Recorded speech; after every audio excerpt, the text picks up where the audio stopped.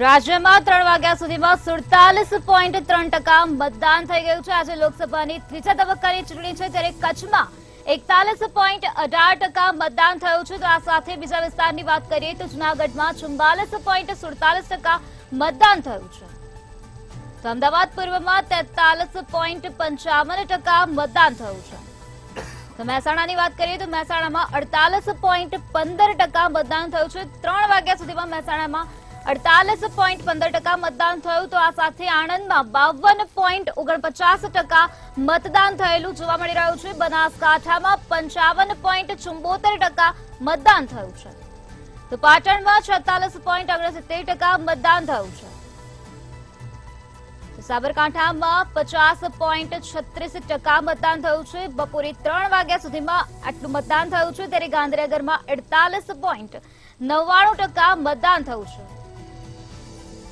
અમદાવાદ પશ્ચિમમાં 42.21% મતદાન થયું છે। આજે લોકસભાની ત્રીજા તબક્કાની ચૂંટણી છે, ત્યારે બપોરે 3 વાગ્યા સુધીમાં સુરેન્દ્રનગરમાં 40.93% મતદાન છે। તો રાજકોટની વાત કરીએ તો રાજકોટમાં 46.47% મતદાન થયું છે। પોરબંદરમાં 37.96% મતદાન થયું છે। તો આ સાથે બીજા વિસ્તારની વાત કરીએ જેમાં જામનગરમાં 42.52% મતદાન થયેલું જોવા મળી રહ્યું છે। અમરેલીમાં 37.82% મતદાન થયું છે। ભાવનગરમાં 40.96% મતદાન। તો આ સાથે જ બીજા વિસ્તારમાં ખેડામાં 46.11% મતદાન થયેલું જોવા મળી રહ્યું છે। તો બપોરે 3 વાગ્યા સુધીમાં આટલું મતદાન થયું છે, જેમાં પંચમહાલમાં બપોરે 3 વાગ્યા સુધીમાં 45.72% મતદાન થયું। તો દાહોદમાં 46.97% મતદાન થયું છે। તો વડોદરામાં 48.48% મતદાન બપોરે 3 વાગ્યા સુધીમાં થયું છે। છોટાઉદેપુરમાં 54.24% મતદાન જોવા મળી રહ્યું છે। તો ભરૂચની વાત કરીએ જેમાં ભરૂચમાં 54.90% મતદાન જોવા મળી રહ્યું છે।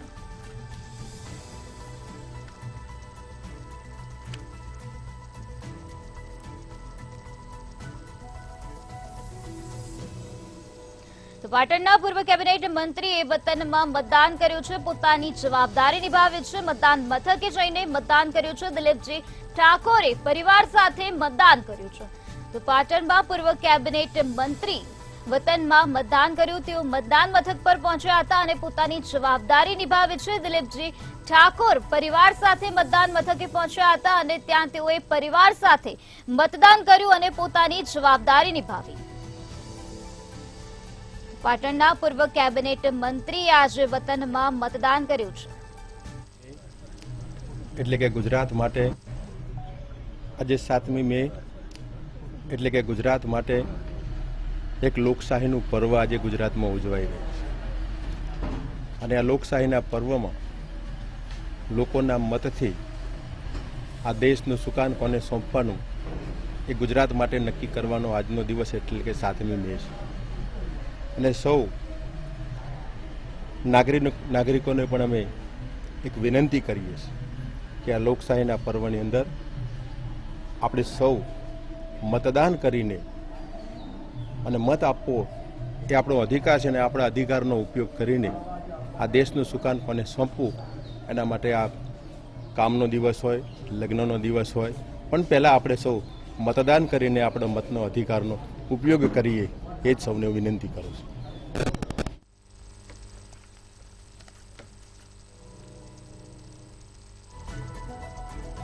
છોટાઉદેપુરની વાત કરીએ તો છોટાઉદેપુરમાં કોંગ્રેસના ઉમેદવારે મતદાન કર્યું છે। છોટાઉદેપુર લોકસભા કોંગ્રેસના ઉમેદવાર દ્વારા મતદાન કરવામાં આવ્યું છે। સુખરામ રાઠવાએ પરિવાર સાથે મતદાન કર્યું છે। જામલી પ્રાથમિક ગ્રુપ શાળા ખાતે જઈને મતદાન કરવામાં આવ્યું છે। તેઓ પરિવાર સાથે ત્યાં મતદાન મથક પર પહોંચ્યા હતા અને આજે તેઓએ મતદાન કર્યું છે, પોતાની જવાબદારી નિભાવી છે। જામલી પ્રાથમિક ગ્રુપ શાળા ખાતે જઈને તેઓએ મતદાન કર્યું છે। છોટાઉદેપુરના લોકસભાના કોંગ્રેસના ઉમેદવારે આજે મતદાન કર્યું છે। તેઓ મતદાન મથક પર પરિવાર સાથે પહોંચ્યા હતા અને મતદાન કર્યું હતું। સુખરામ રાઠવાએ પરિવાર સાથે આજે મતદાન કર્યું છે। જામલી પ્રાથમિક ગ્રુપ શાળા ખાતે તેઓએ મતદાન કર્યું છે। તો પાટણમાં કોંગ્રેસ ધારાસભ્ય કિરીટ પટેલે મતદાન કર્યું છે. કિરીટ પટેલે સૌ કોઈને મતદાન કરવા માટે અપીલ કરી છે. તો કિરીટ પટેલ મતદાન મથકે પહોંચ્યા હતા અને તેઓએ મતદાન કર્યું. કોંગ્રેસ ધારાસભ્ય કિરીટ પટેલે મતદાન કર્યું, પોતાની જવાબદારી નિભાવી અને આ સાથે તેઓએ સૌ કોઈને મતદાન કરવા માટે અપીલ કરી છે. તો પાટણના કોંગ્રેસના ધારાસભ્ય કિરીટ પટેલે મતદાન કરી અને સૌ કોઈને મતદાન કરવા માટે અપીલ કરી છે. કિરીટ પટેલ મતદાન મથકે પહોંચ્યા હતા અને અત્યારે તેઓએ મતદાન કરી દીધું છે અને આ સાથે જ કિરીટ પટેલે સૌ કોઈને મતદાન કરવા માટે અપીલ કરી છે. તો આજે સાંજે 6 વાગ્યા સુધી આ મતદાન કરી શકાશે, ત્યારે કિરીટ પટેલે સૌ કોઈને મતદાન કરવા માટે અપીલ કરી છે. આજે લોકસભાની ત્રીજા તબક્કાની ચૂંટણી છે, જેમાં 266 ઉમેદવારોનું ભાવિ નક્કી થશે. ત્યારે અત્યારે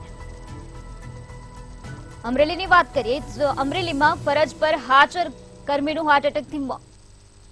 તો લોકસભા ચૂંટણીમાં મહિલા કર્મચારીનું ફરજ દરમિયાન મૃત્યુ નીપજ્યું છે. જાફરાબાદ શહેરના સાગર શાળામાં તેઓ ફરજ પર હતા, જેઓનું મૃત્યુ થઈ ગયું છે. તો ફરજ પર કૌશિકાબેન બાબરિયા અચાનક જ ઢળી પડ્યા હતા. તો મહિલાને રાજુલાની ખાનગી હોસ્પિટલમાં ખસેડવામાં આવ્યા છે. તો મહિલાનું મૃત્યુ થઈ ગયું છે. તેઓ ફરજ પર હતા તે દરમિયાન ઢળી પડ્યા હતા. તબીબ દ્વારા મહિલાને મૃત જાહેર કરવામાં આવ્યા છે, જેના કારણે કર્મચારીઓમાં શોક જોવા મળી રહ્યો છે.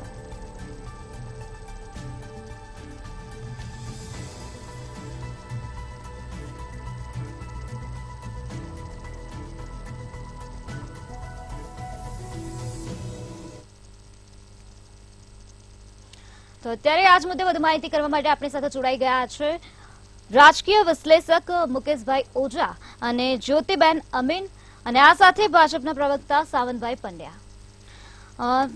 જી મુકેશભાઈ, હું તમને પૂછવા માંગીશ કે આજે મતદારો કયા મુદ્દાને ધ્યાનમાં રાખીને મતદાન કરી રહ્યા છે અને મતદાન કરશે? સૌથી પહેલા તો જે અત્યાર સુધીનું મતદાન છે, સરેરાશ ગત જે લોકસભા હતી એ પ્રમાણેનું જ મતદાન ચાલી રહ્યું છે. પરંતુ ઇલેક્શન કમિશનરનો આટલો પ્રચાર અને સોશિયલ મીડિયા દ્વારા આટલી જાગૃતિ થઈ હોય તો સાક્ષર ગુજરાતની પ્રજાએ ચોક્કસ અવશ્ય મતદાન કરવું જોઈએ. મતદાન તમે ન કર્યું હોય, તમે એક સશક્ત સરકાર નિમી ન શકી હોય તો તમે સરકાર સામે અવાજ ઉઠાવવા માટેના અધિકાર પ્રાપ્ત કરતા નથી. આવું જનમાનસની અંદર ગુજરાતીઓના અવશ્ય હોય છે. એટલે હજુ પણ સમય છે 6 વાગ્યા સુધીનો, તો સૌએ બહાર નીકળી અને વોટ કરવો જોઈએ. આપણે ગરમીમાં લગ્ન પ્રસંગ, આપણા પોતાના કામો જો કરવા જતા હોઈએ તો આ રાષ્ટ્રનું એક યજ્ઞ છે. આ રાષ્ટ્રીય યજ્ઞમાં આપણી એક આહુતિ આપીને આપણે ભારતના નાગરિક તરીકેની આપણી જે ફરજ છે એ ખરેખર ચૂકવવી જોઈએ. ઓછું મતદાન કે વધુ મતદાન એ રાજકીય પક્ષો ચિંતા કરે, પરંતુ એ રાજકીય પક્ષોની ચિંતાનો વિષય નથી. આ જે ઓછું મતદાન છે એ ભારતના જાગૃત નાગરિકોનું ચિંતનનો વિષય છે.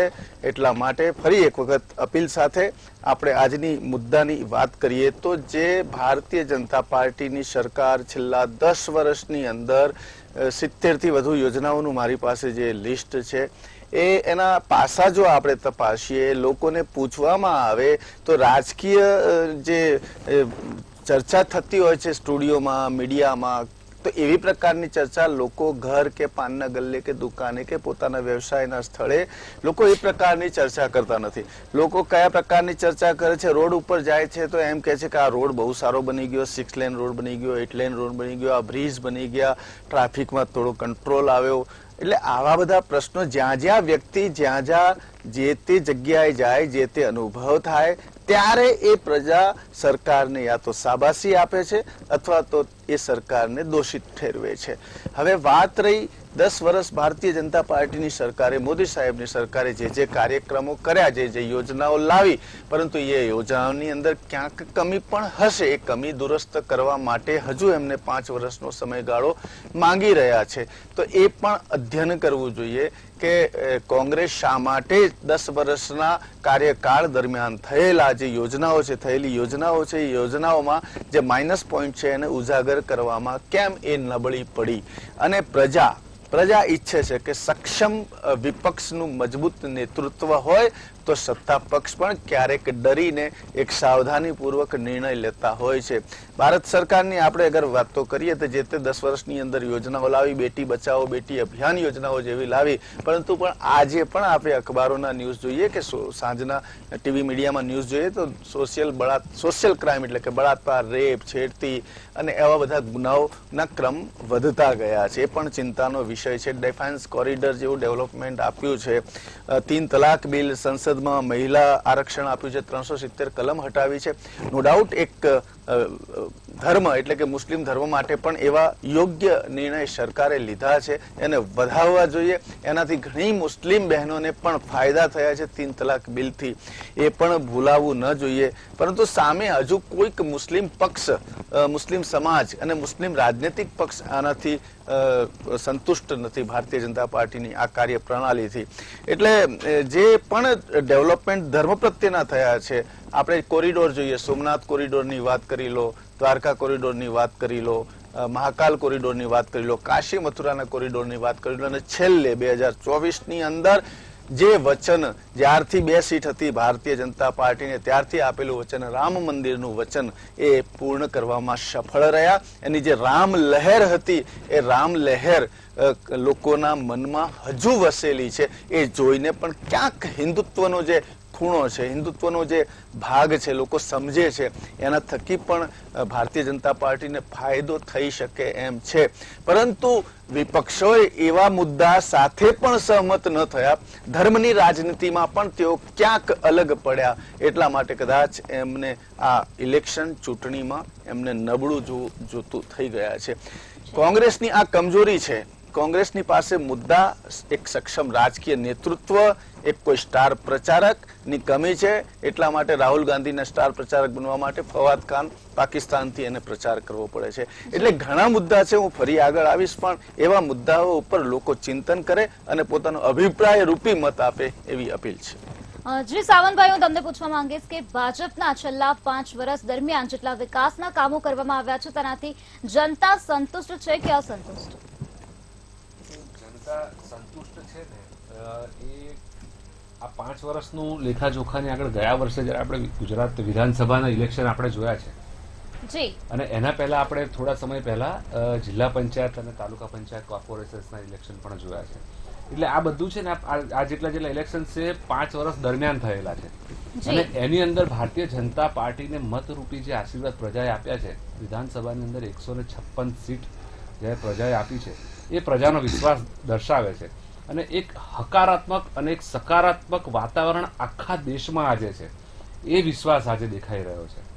જી, પરંતુ જનતા એવા પણ આક્ષેપ કરે છે કે છેલ્લા 5 વર્ષમાં બેરોજગારી વધી છે, ગરીબીનું પ્રમાણ વધ્યું છે. તો આ વાતને આપ કઈ રીતે જુઓ છો? બેન, બેરોજગારી અને ગરીબી, રોજગાર એ છે ને, એની ડેફિનેશન એટલી વ્યાપક છે. જો કદાચ અત્યારે ચર્ચા કરીએ તો 1 કલાક ખાલી એની ડેફિનેશન ચર્ચા કરવા માટે થાય. પરંતુ રોજગારીની આપણે બેઝિક એ જોઈએ તો રોજગારી પૂરી પાડવી એટલે શું? એટલે માત્ર સરકારી નોકરી જે થાય સરકારમાંથી એ નથી. રોજગારી શું છે? પ્રાઇવેટ જે ઇન્સ્ટિટ્યૂટમાં, જે સંસ્થાઓમાં નોકરી થાય છે તે પણ રોજગારી છે. ખેતીમાંથી આવક થાય છે તે પણ રોજગારી છે. અન્ય ક્ષેત્રમાંથી આવક થાય છે તે પણ રોજગારી છે. સ્વનિર્ભર, આત્મનિર્ભર ભારત એ એક કોન્સેપ્ટ ચાલ્યો હતો. આપણે જોયું કે સ્ટાર્ટઅપ, ગુજરાતની અંદર તો સ્ટાર્ટઅપ આખા દેશમાં કદાચ સૌથી વધારે જો સફળ રહ્યું તો ગુજરાતની અંદર. એક સ્ટાર્ટઅપ જ્યારે સફળ થતું હોય છે ત્યારે એ આગળ જતા એ કેટલા બધા લોકોને સ્થાનિક રોજગાર પૂરું પાડતું હોય છે. મેક ઇન ઇન્ડિયા પ્રોડક્શન જે હોય છે એ ભારતની અંદર થાય, ગુજરાતની અંદર થાય. એક એવો કોન્સેપ્ટ છે જ્યારે એક ઇન્ડસ્ટ્રી જ્યારે સ્થપાય છે, એક યુનિટ જ્યારે સ્થપાય છે, ત્યારે એ એકમાત્ર વ્યક્તિ એવો નથી હોતો કે જે એની અંદરથી લાભ મળતા હોય છે તે લેતો હોય છે.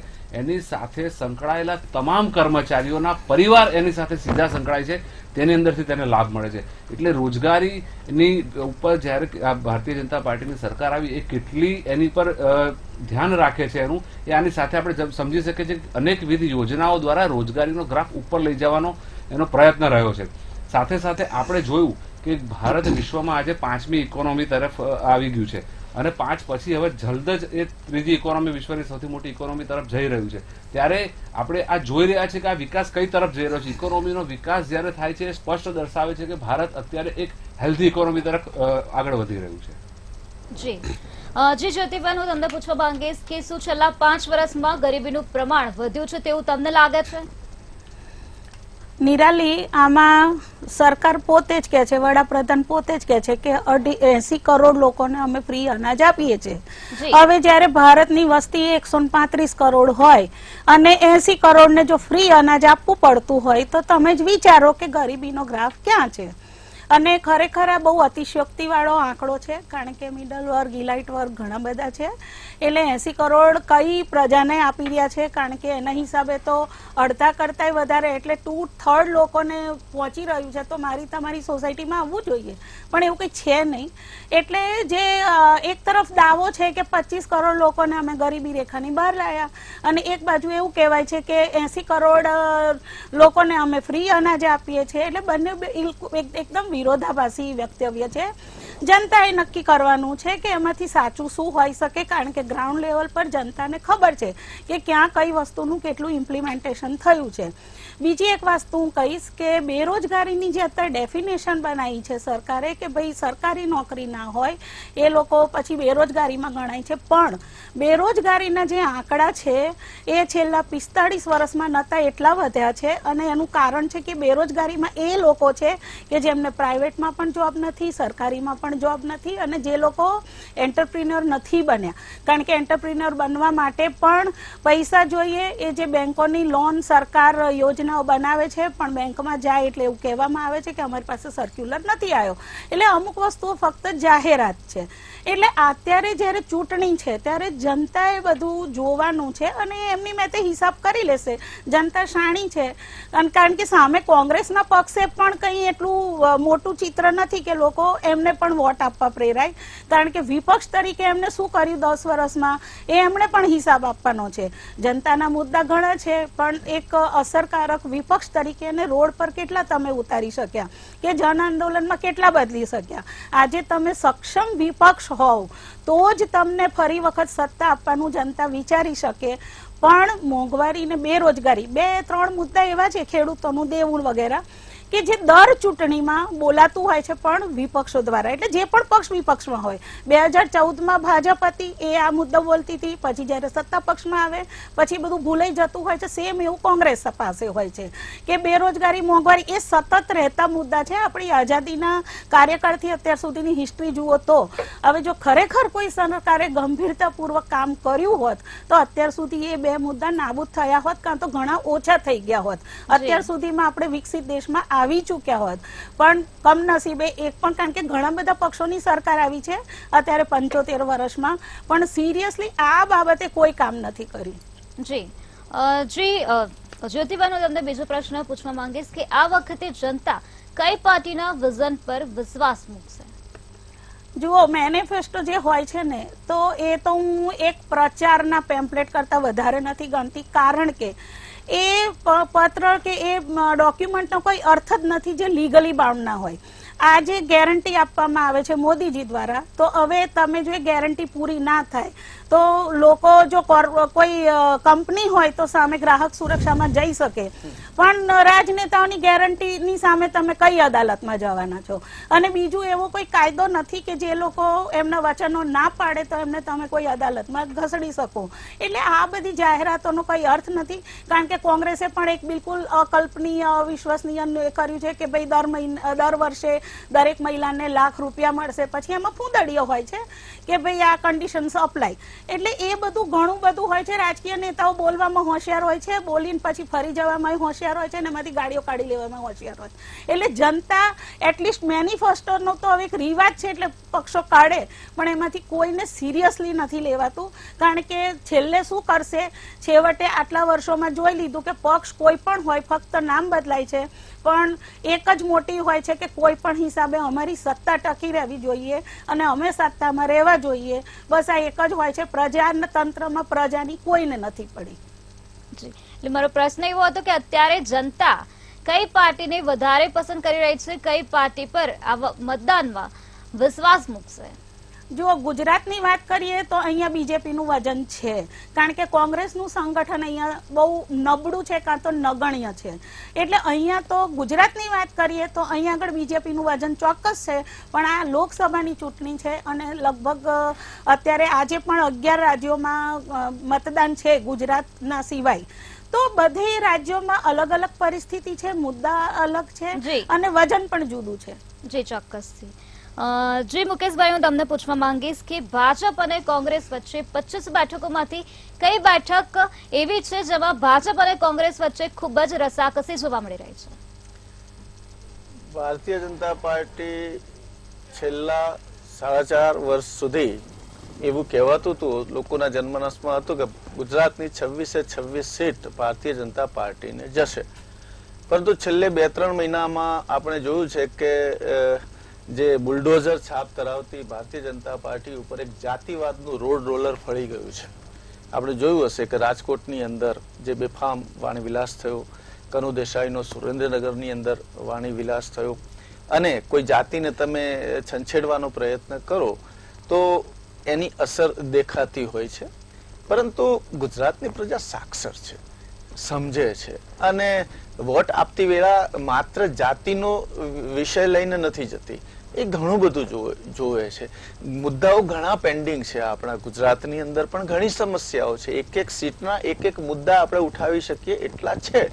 હમણાં અગાઉ પંડ્યા સાહેબ એવું કીધું કે ભાઈ સ્ટાર્ટઅપ લાવ્યા છે, મેક ઇન ઇન્ડિયા લાવ્યા છે, આત્મનિર્ભર ભારત બનાવવાની વાત થઈ છે. એ દિશામાં કામ થયું છે. આપણે મોદી સાહેબની એ પોલિસીને સતત વખાણીએ છીએ. પરંતુ જો આટલું બધું થતું હોય તો ચાઇનાથી 17% આયાત કેમ વધી ગયું? આ મોટો પ્રશ્ન. આપણે 5 ટ્રિલિયનની ઇકોનોમી સાથે 3 ટ્રિલિયનની ઇકોનોમી તરફ જો આગળ વધતા જઈએ છીએ તો શા માટે આપણે વિદેશી આયાત ઉપર નિર્ભર રહીએ છીએ? એના ઉપર કેમ કોઈ નક્કર પોલિસી બનતી નથી? આત્મનિર્ભર કરવા માટે સ્ટાર્ટઅપની યોજનાઓ લાવો છો, લેકિન એમને ફંડ ક્યારે મળે છે? કે જ્યારે તમને ફંડ ચૂકવવાની જો તમારી કેપેસિટી હોય, જો તમે સક્ષમ હો તો તમને એવા વિષય ઉપર તમને લોન મળતી હોય છે. એટલે ચૂકવવા માટે તમે કેપેબલ હોવા જોઈએ. પરંતુ જેનામાં યોગ્યતા છે, જેનામાં કૌશલ્યતા છે, એ લોકો એ બિઝનેસ નથી કરી શકતા. નો ડાઉટ કોરોના સમયની અંદર એમણે 2,000 રૂપિયાની 1 લાખ રૂપિયાની એવી નાની જે સહાય રૂપી આપવાનો ભારતીય જનતા પાર્ટીએ યોજનાઓ લાવી હતી.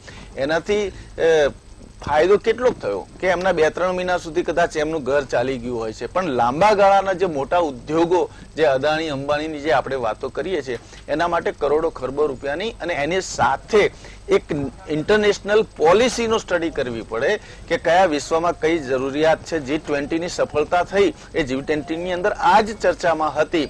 પરંતુ G20 ની સફળતા તો ભારતીય જનતા પાર્ટીએ લઈ લીધી, પરંતુ આ બાજુ IPL ની 2020 રમાય છે, એની અંદર કરોડો રૂપિયા યુવાનો જુગારમાં હારી જાય છે. એની ચિંતા કોણ કરશે? મારો પ્રશ્ન એ હતો કે આ વખતે જે 25 બેઠક છે તેમાં કેટલી એવી બેઠક છે જ્યાં ભાજપ અને કોંગ્રેસ વચ્ચે ભારે રસાકસી જોવા પહેલી ગનીબેનની સીટ છે સાબરકાંઠાની, એમાં ચોક્કસ કોંગ્રેસનું પલડું ભારી છે. બીજી સીટ તમને કહીએ તો રાજકોટની સીટ છે.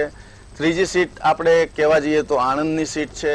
ચોથી ભાવનગરની સીટ છે. 5મી ભરૂચની સીટ છે. આટલી સીટો ઉપર કદાચ આપણને રસાકસી કોંગ્રેસ પ્રત્યે જોવા મળે. પોરબંદરની સીટને પણ ગણી શકાય કે પોરબંદરમાં સૌથી ઓછું મતદાન થયું હોય તો પોરબંદરમાં છે. પોરબંદરમાં 2 ચૂંટણી છે, વિધાનસભાની પણ ચૂંટણી છે અને લોકસભાની પણ ચૂંટણી છે. રાજકોટની અંદર આયાતી ઉમેદવારો છે, બંને ઉમેદવારો અમરેલીના છે અને રાજકોટમાં આવીને ચૂંટણી લડી રહ્યા છે. અને ત્યાંનું ચિત્ર આપણે છેલ્લા 2 મહિનાથી જોઈ રહ્યા છીએ કે જે પરિસ્થિતિ છે. બીજી બધી જે સીટો છે એ અત્યારે ગુજરાતની અંદર એવી કોઈ ઘટના નથી કે એના રહેમ ઉપર કોઈ પણ પક્ષને વોટ મળે.